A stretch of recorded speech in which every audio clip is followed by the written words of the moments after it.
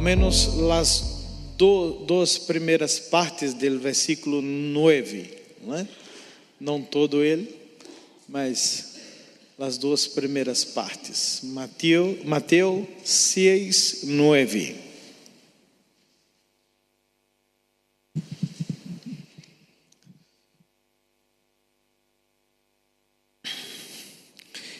Está dito assim na palavra do Senhor: ustedes devem orar assim: Padre nuestro que estás em el cielo. Vamos orar? Graças, Senhor, por esse tempo, graças por esse grande privilégio que nós outros temos de estar em tu presença, com tu palavra em nossas mãos, para escutar a tu voz, Senhor, para nossas vidas. Graças por la vida de tu pueblo que se junta acá neste dia, neste lugar, para buscar tu presença. Que o Senhor, ó Deus, cumpra a promessa do Senhor para nós outros, que nos dijo que o Senhor se deixa encontrar por aqueles que te buscam de todo seu coração. Aqui estamos nós outros, com nossos corações voltados, volvidos para o Senhor e para tu palavra. Então, cumpra tu promessa.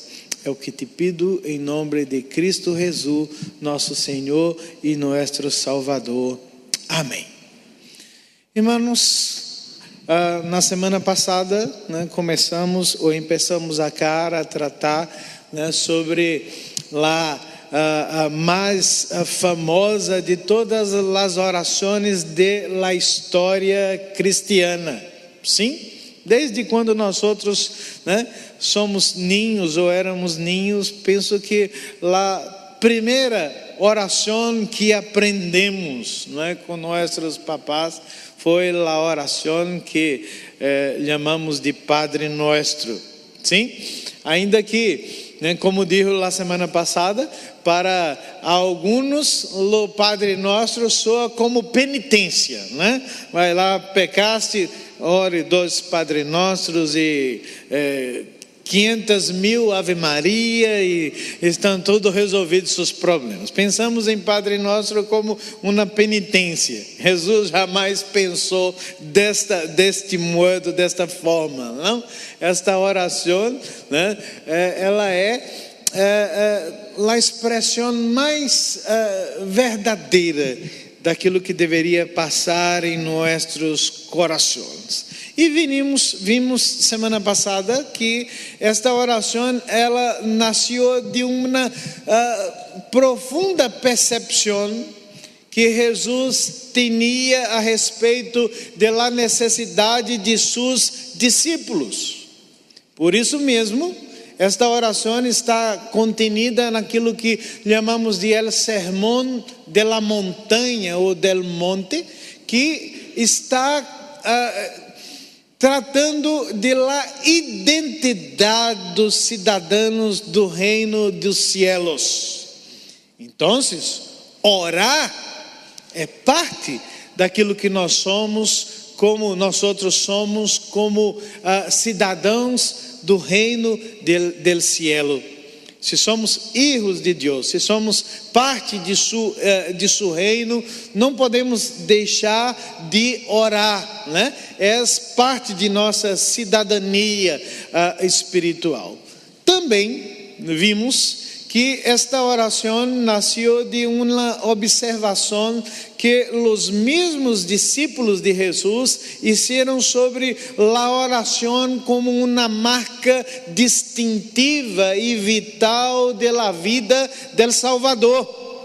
Jesus orava muito e orava sobre muitas coisas em momentos muito importantes de sua vida. Então, se o perfeito Filho de Deus, sem pecado, não passou por esta vida sem oração, por que nós outros, filhos de Deus, llenos de pecados, podemos pensar que podemos fazer qualquer coisa sem oração. É impossível. Então, a oração, tem essa marca distintiva da vida de nosso Senhor e Salvador e dessa marca distintiva da identidade, da cidadania do reino de Deus, do reino de los cielos. Pois bem, em conexão com essa observação, antes de começar a ensinar sobre a oração, Jesus diz assim: olha, acá está o que vocês não devem fazer em suas orações. Suas orações não podem ser segundo o modelo de los fariseus e de los escribas, que faziam da oração apenas uma demonstração de seu ego, de seu egoísmo. Jesus diz que essas pessoas lhe gostavam, lhe encantavam serem vistos por los homens, não por Deus a quem dirigiam suas orações. Então ele diz assim: não orem como estes homens, nem tampouco suas orações devem ser segundo o modelo de los gentiles e de los paganos, que faziam da oração modo de manipulação da divindade. Jesus diz assim: não, nossas orações não se prestam ao papel de convencer Deus a fazer nada. Não é por isso que nós outros somos chamados à oração. Então, Cristo passa a entregar na fórmula de la oração que deseja que seus discípulos hagam. E primeira coisa que nós outros percebemos ou miramos é que Jesus não pensa na oração como algo rígido, como algo que está duro, mas alguma coisa que é uma revelação de identidade.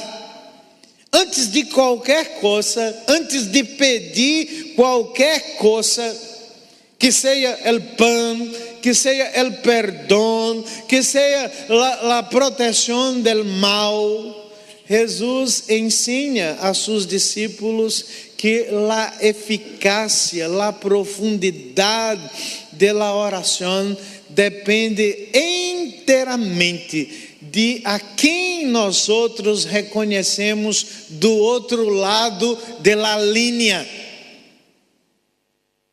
Quem escuta nossas orações?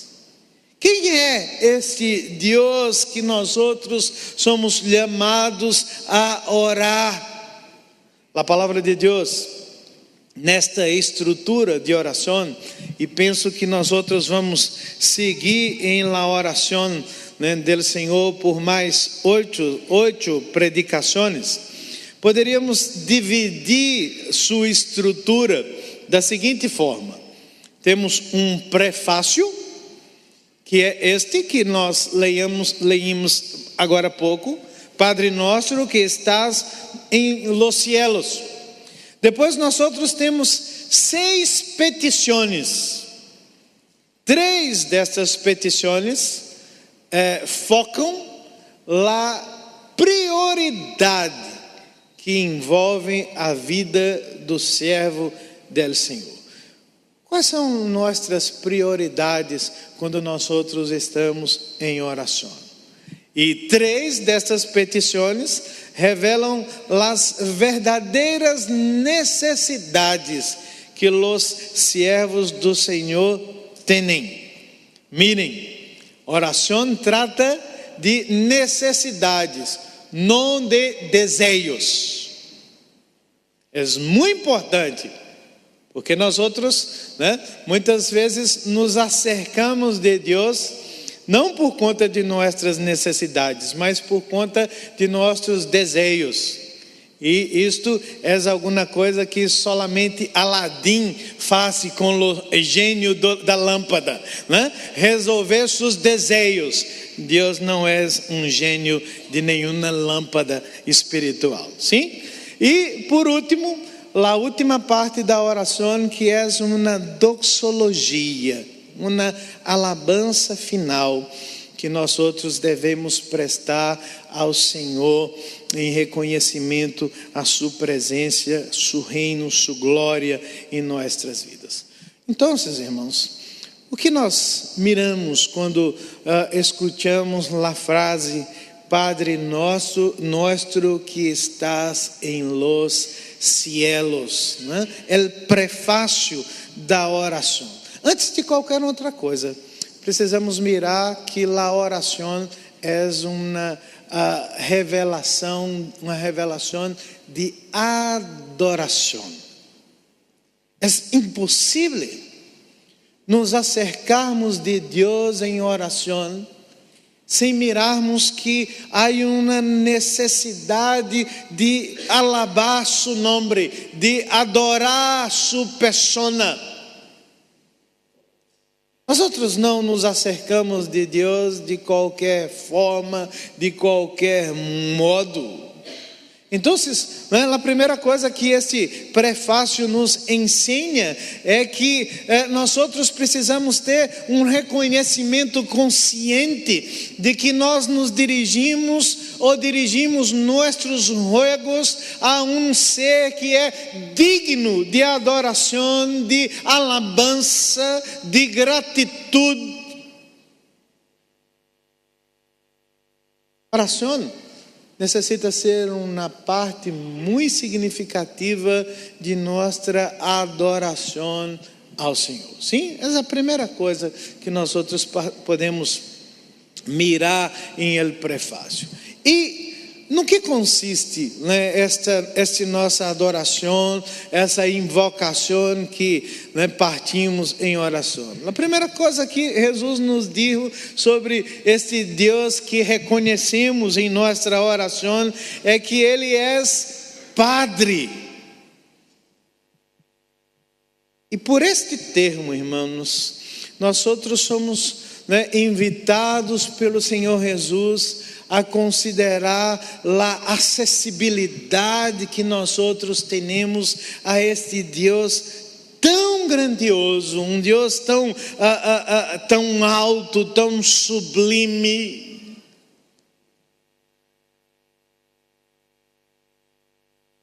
Certamente você já escutou em algum momento que a palavra que Jesus utiliza, né, da língua aramaica, né, para se referir a Deus é a palavra Abba, né, que é uma palavra muito coloquial, uma palavra muito comum que os ninhos dos dias de Jesus utilizavam para chamar a seu papá.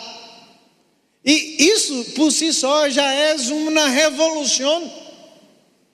Porque mirem que os judeus, né, dos dias de Jesus, né, pensavam que o nome de Deus era algo tão sagrado, algo tão sublime, que jamais se atreviam a pronunciar o nome do Senhor. Yahvé era um nome proibido. Se referiam ao Senhor como Hashem, o nome, para não se comprometer em um pecado. E de repente, nós outros miramos que Jesus está apresentando esse Deus tão grande, tão sagrado, chamando-lo de Padre, né? De uma forma tão direta, de uma forma tão tierna, tão personal. E quando nós outros miramos a palavra Padre, né, nós outros temos acá um resumo muito compacto do contenido do que é a fé cristiana.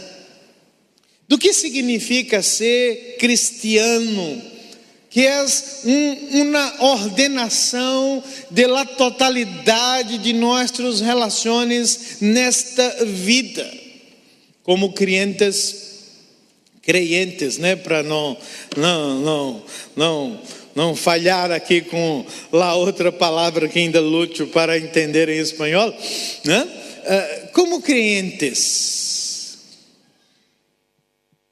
o que significa ser um cristiano? A palavra de Deus nos diz que, ao final de contas, a coisa mais importante que nós outros temos é nossa identidade como parte da família de Deus. Jesus é muito radical quando chama su Deus ou o Deus de Padre, porque ele diz assim: olha, este é o nome mais apropriado para os discípulos se referirem ao Senhor, a seu Deus, nosso Padre. E há aqui, né, uma transição muito assombrosa do Antigo Testamento para o Novo Testamento. Se você pesquisar, vai ver que, vai mirar que Deus é chamado de Padre no Antigo Testamento unicamente 11 vezes. E sabe quantas vezes o Senhor é chamado de Padre no Novo Testamento? 155 vezes. Há um acréscimo muito grandioso, né, dessa relação de Deus com seu Padre. Só que isto não nos dá uma compreensão de que Jesus está dizendo a nós outros que chamar Deus de Padre, né, num sentido de criação. Deus é nosso Padre porque Ele é o Criador de todas as coisas. Não, é um sentido estritamente redentivo, soteriológico. Jesus está dizendo a nós outros que nem todos da humanidade possuem o privilégio de dirigir-se a Deus de uma maneira tão íntima. Nem todos podem chamar Deus de Padre. Esta é uma prerrogativa exclusiva daqueles que estão em Cristo Jesus.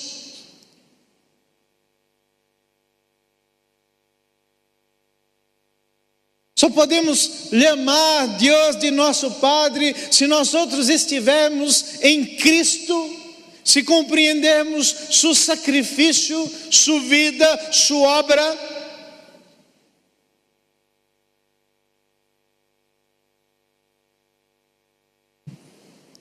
É algo muito mais grandioso do que mirar simplesmente, né, Deus como um criador de todas as coisas. Me gusta uma ilustração que o teólogo alemão Helmut Tillich fazia, né, para destacar esse paradoxo dramático do que significa chamar Deus de nosso Padre. Porque lhe conta a história, segundo Tillich, que um imperador romano regressava a Roma em uma grande marcha triunfal e trazia consigo uma gloriosa vitória militar. E a multitud se agrupava em las calles, né? E os guardas imperiais formavam um estricto cordão de aislamento para proteger a comitiva imperial. Quando de repente um pequeno ninho burla o bloqueio de segurança e corre diretamente, né, para a carroça dourada do imperador. Então, um guarda, né, muito robusto, lo sujeita fortemente, põe sua mão em seu ombro, né, e recrimina este ninho e diz assim: oi ninho, não podes fazer isso. Acaso não sabes que quem está em esta carroça dourada é o imperador de Roma? Então o ninho mira este guarda sem temor e lhe respondeu: para você é seu imperador, mas para mim é meu papá. Era o filho do imperador. Há uma diferença muito grande, irmãos, de mirarmos o Senhor como um imperador, como um rei glorioso, como um soberano que hace todas as coisas, tem poder para fazer tudo. E há uma diferença muito grande de dizermos que esse grande imperador é nosso papá. É alguém que nós outros conhecemos em la intimidade. Isso deveria chamar nossa atenção para dizer que nós outros não necessitamos tremblar de medo quando nós outros nos acercamos do Senhor. Ele é um rei glorioso, mas Ele é nosso papá, aquele que nos conhece em la intimidade de nossas vidas. Um Deus que podemos descansar plenamente em seu amor paternal sobre nossas vidas. Como nós outros conhecemos a Deus? Às vezes estamos tão preocupados em ressaltar sua glória, em pontuar que servimos a um Deus exaltado, poderoso, quando a palavra de Deus nos diz que a coisa mais importante é que esse Deus exaltado é um Deus de me rogar, de me casa, de me relaciona, um Deus que me conhece como seu filho, porque estou em Cristo Jesus, nosso Senhor e nosso Salvador. Você pode chamar esse Deus de Padre? Ou simplesmente descansa, né, no conhecimento que tem de um Deus que é grande, mas que não é cercano. Deus que pode todas as coisas, mas não um Deus que nos conhece em la intimidade de nossas necessidades. Essa é a primeira coisa que Jesus chama a nossa atenção. Deus é nosso Padre. Porque o modelo que o mundo antigo tinha era um modelo muito estranho. Pense nos deuses gregos. Talvez o mito, né, mais conhecido de lo panteão dos gregos é o mito de Prometeu. Sim, o Deus que roubou o fogo para fazer bem a los homens. E a mitologia diz que Prometeu pagou muito caro por seu desejo de ajudar os homens. Zeus, o rei de los deuses, ficou profundamente incomodado com Prometeu. E então, como castigo, aprisionou Prometeu em uma roca no meio do mar Adriático. E o pobre do Deus Prometeu, de dia, fazia muito calor, passava muito calor e muita sede, e de noite muito frio, quase que como um brasileiro em Chile, sofrendo por meio do frio. E como se isso não fosse suficiente, Zeus ainda mandava todas as noites uma águila que devorava o hígado do pobre Prometeu. Porque este Deus desejou fazer o bem aos homens. Mirem, como era muito terrível viver bajo esta multitude de deuses. Quando Jesus diz que Deus é nosso Padre, não há nada a temer da parte desse Deus para a nossa vida. Ele não é um Deus que deseja o nosso mal. Ele é um Deus que quer o nosso bem. Um Deus que é nosso Padre, diz sua palavra. Segunda coisa que miramos nesse prefácio é que ele não é apenas um Padre. A Escritura diz que ele é Padre nosso. Nós outros somos chamados por Jesus a considerar nossa condição como parte da família de los santos. Jesus não disse Padre mío, disse Padre nuestro. A oração cristiana, irmãos, incluso aquela oração que nós outros realizamos em secreto absoluto, né? Em nossos aposentos, jamais pode ser um acto puramente individualista, um ato egoísta. Se há algo, né, que a oração padece muitas vezes em um risco, é que nós outros muitas vezes miramos a oração com uma finalidade egoísta, individualista. Nós outros estamos preocupados com nossas coisas, com nossas lutas, com nossos problemas, com nossos dolores.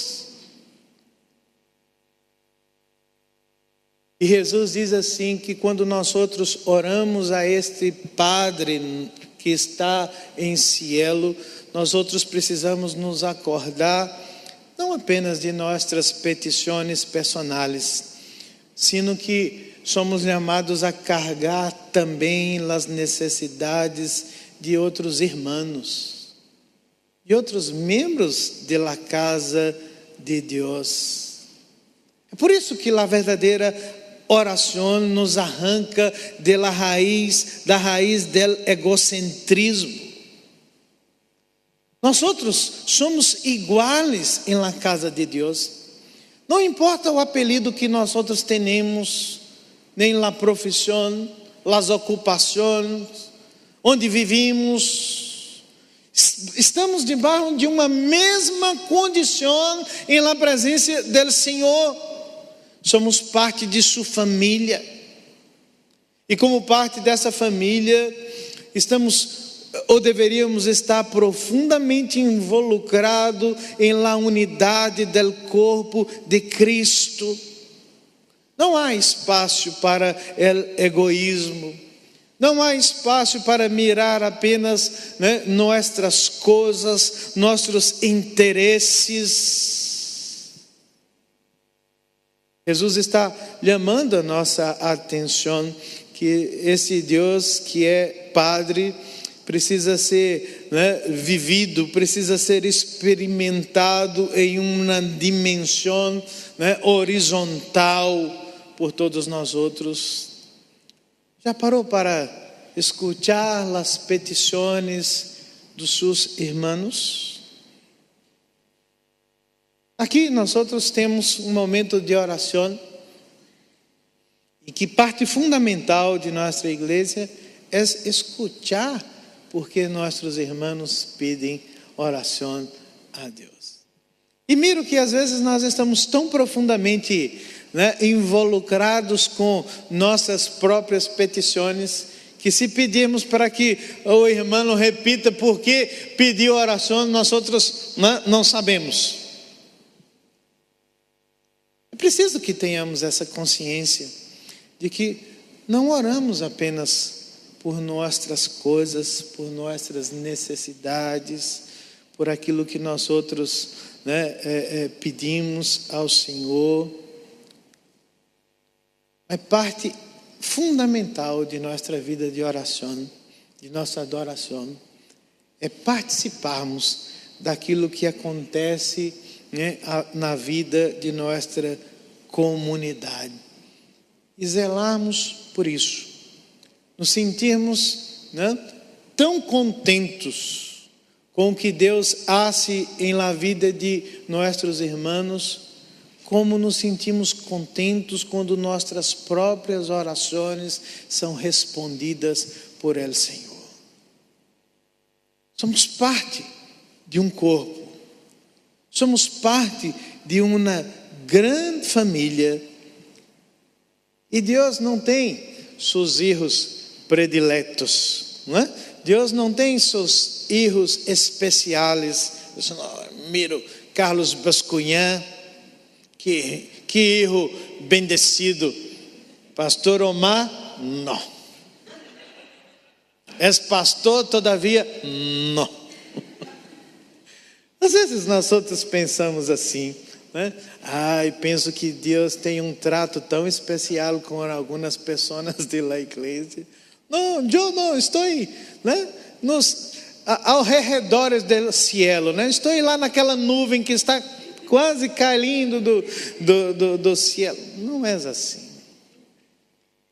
O Senhor é um Deus que nos invita a considerarmos que estamos na mesma condição uns com os outros em sua presença.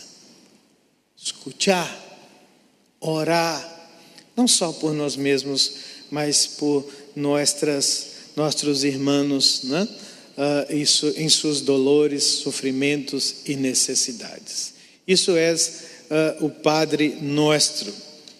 A terceira coisa, né, que o prefácio nos invita a considerar é, né, o lugar, né, aonde esse Deus Padre Nosso está. Ele está em los cielos. O que isto nos invita a considerar? Que Ele está alejado de nós outros? Que Ele é um Deus que geográfica ou astronomicamente, né, sua ubicação é o mais lejos possível? Ou a oração nos invita a considerar seu trono de graça e de soberania sobre nossas vidas? O mesmo Helmut Tillich, teólogo alemão que citei há pouco, dizia que parte de nossa experiência humana em la Terra é que parece que o mundo se considera huérfano. Que as coisas que nós outros vivimos neste mundo não há como serem arregladas, não há como serem ordenadas. Vivemos baixo de uma força que nos impulsiona ao caos. Parece que nós outros, muitos, obviamente, vivem debaixo ou baixo da lei de Murphy. Se as coisas tendem a piorar, empeoram muito, não é? E as pessoas parecem que vivem, né, debaixo desse ditame, né, de que as coisas vão de malo a pior. E por mais que oremos, por mais que coloquemos nossa vida delante do Senhor, as coisas tendem a ir de malo a pior. Jesus diz: não, este Padre Nosso, Ele está em seu trono de graça e misericórdia, governando o universo. Ele tem o controle sobre todas as coisas. E mirar o trono de glória, de graça, soberania, deveria produzir em nós outros humildade muito profunda. Não importa o que nós outros enfrentamos, quão dura, quão difícil é a vida, somos filhos de um Deus que pode cambiar todas as coisas. Não há causas perdidas para esse Deus. Que não há situações irreversíveis para esse Deus. Su trono é um trono de soberania, mas é precisamente um trono de graça e de misericórdia. Não vivemos barro de um mundo órfão, de um mundo impersonal, de um mundo despiadado, governado por el azar, por el catástrofe. Não. Vivemos em um mundo que tem um governante supremo, um governante poderoso, mas que é também um governante gracioso que escuta nossas orações. Todavia, esse trono de graça e soberania precisa também invocar ou evocar em nossos corações o senso de eternidade. E mirem, fazemos parte de uma família que está aonde? Aonde está? Onde está a família de Deus? Aonde? Em la tierra. Mas nosso Padre está em cielo. Há uma dificuldade, sim?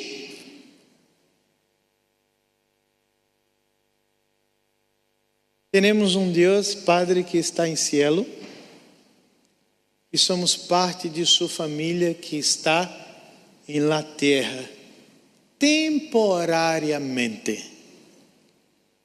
Isso deveria sempre trazer a nossos corações esse senso quando nós outros oramos.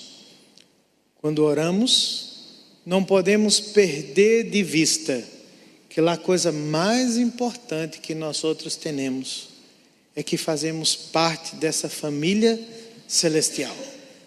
E que um dia, este Padre, nosso Rei do Universo, prometeu que vai consertar e arreglar todas as coisas. Cuidado.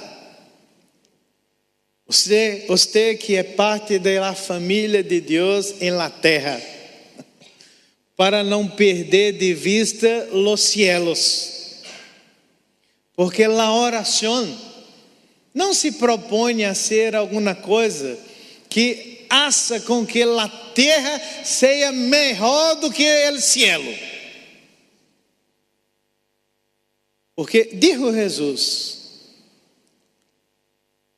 vou preparar-vos lugar. Porque meu desejo é que, aonde estou, vocês estejam comigo. O desejo de Cristo é que sua família esteja reunida. E isso não se dará até que o Senhor cumpra seu propósito em la terra. Então a oração não é para que nós outros possamos pedir a Deus o que vem à nossa cabeça e nossa oração. A oração se propõe a buscar a glória do Senhor como prioridade absoluta de nossa vida e pedir ao Senhor que enquanto nós outros estejamos sobre essa terra, nossas necessidades sejam arregladas por sua bondade e misericórdia. Solamente isso.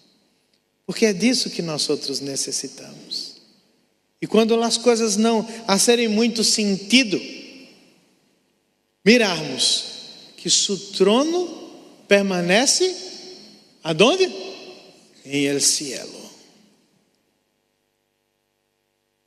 Certamente você já deve ter escutado a ilustração, né, que nos invita a observar a vida como, né, uma peça de tapiz, né, que quem mira ao revés não entende as coisas.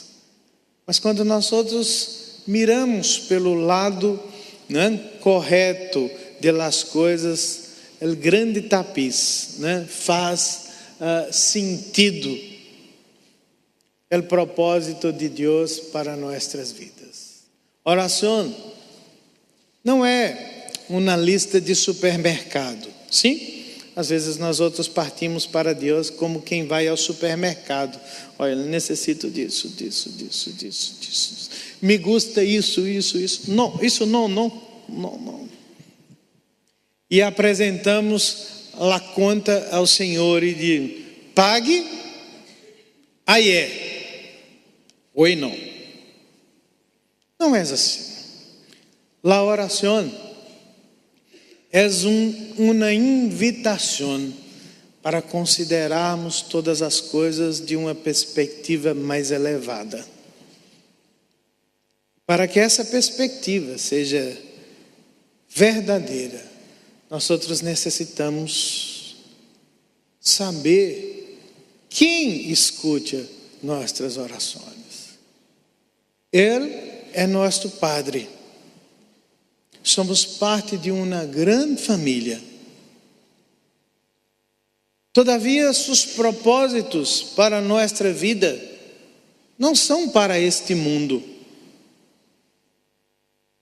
Porque a palavra de Deus diz que este mundo está passando com sua concupiscência.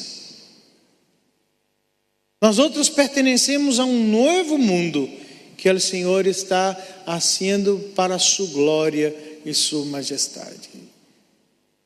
Mas para que nós outros, né, estejamos certos ou plenamente convictos disso, precisamos ter uma perspectiva mais elevada do que o Senhor está fazendo. Quero terminar ou encerrar minha meditação com vocês com uma última história. Há muitos anos atrás, né, um teólogo inglês, George Adam Smith, foi à Suíça para escalar alguns dos montes dos Alpes suíços. E ali contratou um guia profissional. E partiram para uma jornada pelos Alpes que se tornou muito tempestuosa. E enquanto alcançavam a cumbre de um dos montes, aquele teólogo, né, se sentiu tão embargado por lá profunda euforia de alcançar sua meta, que se olvidou por completo daqueles ventos terríveis que azotavam de cima, e saltou de emoção e se pôs de pé. Seu guia imediatamente, né, lhe sujeitou firmemente e lhe disse: Senhor, por favor, de rodilhas. Acá é o único modo de sobreviver, de rodilhas. Acordem-se disso, meus irmãos. vivimos em um mundo malo. Nós outros não somos de acá. Vivimos acá como parte da família do Senhor. Nosso Padre está em cielo, de onde governa todas as coisas em seu trono de graça. Mas o único modo seguro de transitarmos por este mundo é de rodilhas. O Senhor disse: vocês necessitam orar. Os discípulos miraram e perceberam, Jesus orava sobre todas as coisas. Não é seguro viver nossa vida sem que seja de rodilhas em la presença do Senhor. Oramos nós outros, porque somos frágeis. Oramos nós outros, porque somos pobres e necessitados. Mas oramos nós outros, porque temos um Pai, um Padre em cielo, que não é como um Deus enfurecido de los paganos. És um Deus Padre bueno. És um Deus Padre que revela sua graça e misericórdia sobre nossas vidas, hasta que Ele cumpra seu plano e seu propósito para nossas vidas. A oração mais segura que nós outros podemos fazer é: Padre nosso que estás em cielo. Vamos nos colocar de pé para orarmos ao Senhor.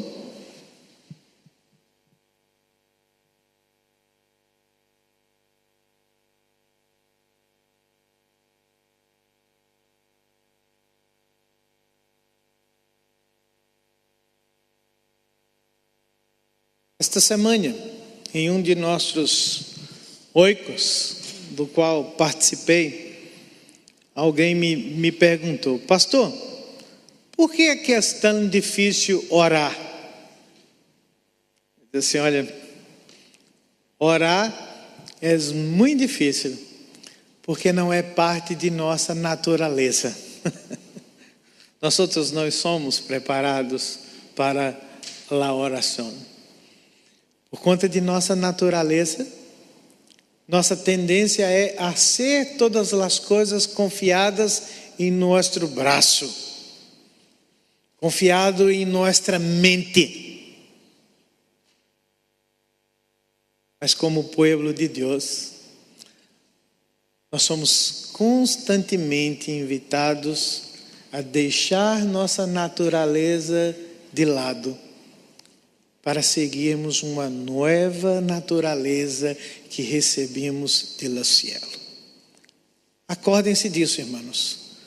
O cielo não é apenas um lugar para onde nós outros vamos. O cielo é também a natureza que nós outros recebemos de nosso Padre que está em cielo. E diz sua palavra: sem Ele nada podemos nós outros fazer. Eu oro porque sou muito frágil. Eu oro porque não me atrevo a confiar em minha carne para fazer as mais pequenas coisas. Eu oro porque meu desejo é ser completamente dependente de meu Padre que está em cielo. Graças, Senhor, por tu palavra. Graças por tão preciosa oração. Graças porque não há uma notícia tão especial, tão grandiosa como esta que nós outros como cristianos temos. El Deus que existe na terra, no mar, no universo, és um Deus glorioso, és um Deus grande, majestoso. Mas Ele é nosso Padre, nosso Deus, Deus que se inclina, como padres que se inclinam sobre a vida de seus filhos, para atender às suas necessidades. Sei, Senhor, que como parte de tu povo, há altas necessidades em nossa vida como igreja. Há necessidade de que nossas enfermidades sejam sanadas por El Senhor. Há necessidade de que nossa condição material seja arreglada pelo Senhor. Há necessidade, ó Deus, de que nossas relações familiares sejam trabalhadas por Tu Espírito Santo. Há altas necessidades em meio a Tu povo. Como parte desse povo, eu me ponho, Senhor, de rodilhas diante do Senhor, para pedir, clamar, implorar. E o Senhor trabalhe em nossas vidas. Que o Senhor faça por nós outros aquilo que só o Senhor pode fazer. Não há forças em nossas mãos, em nossas mentes e corações, para arreglar as coisas, para consertar as coisas que andam mal em nossas vidas. Mas nós outros creemos que o Senhor é Padre muito bondoso,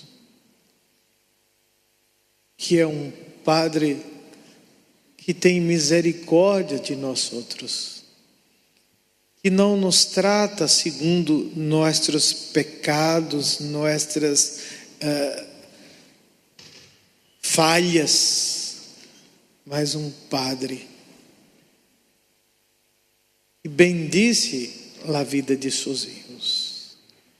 Clamamos a Ti nesta manhã, nesse princípio de tarde, para que de Tu trono de graça e glória o Senhor visite nossas casas, nossos hogares e famílias aqui representados, para que haja sempre adoração em nossas vidas, como parte da família do Senhor. Bendice-nos, Senhor, porque somos completamente dependentes de Tu graça. Em Cristo Jesus, nosso irmão maior, Te oramos e Te bendicemos. Amém.